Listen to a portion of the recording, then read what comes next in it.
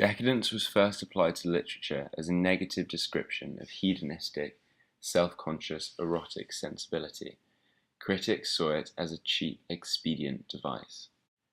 Victorian age romantics such as French poet Charles Baudelaire, however, inevitably wore the title with pride on account of their shunning of the dramatic changes that were defining contemporary society. His most famous work, Les Fleurs du Mal, composed before his 25th birthday, denounces the material world by juxtaposing it with visceral and classical art. Of this work, 6 poems were banned in France until 1949. One of these, Les Bijoux, contextualizes an erotic, markedly physical affair in a, quote, radiant world of metal and gems, end quote.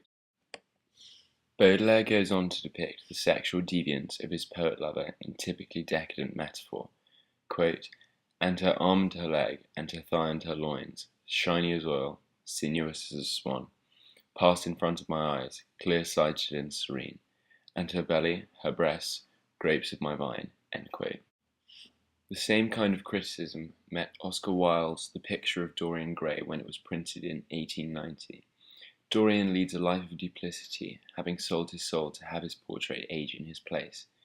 In this sense, the book explores the polar extremity of the idea of aestheticism, or the placement of supreme importance in art on the aesthetic rather than the socio-political. This is itself a large part of Decadence. In Chapter 2, Lord Henry goes so far as to explain to Dorian the importance and tragically the transience of his beauty.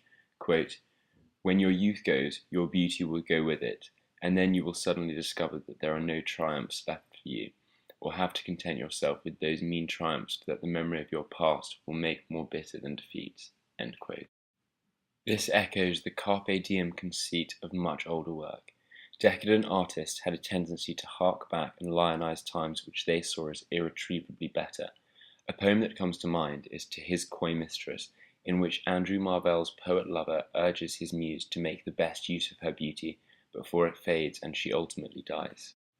Quote, thy beauty shall no more be found, nor in thy marble vault shall sound my echoing song, then worms shall try that long-preserved virginity. And your quaint honour turn to dust, and into ashes all my lust. The grave's a fine and private place, but none, I think, do there embrace. End quote.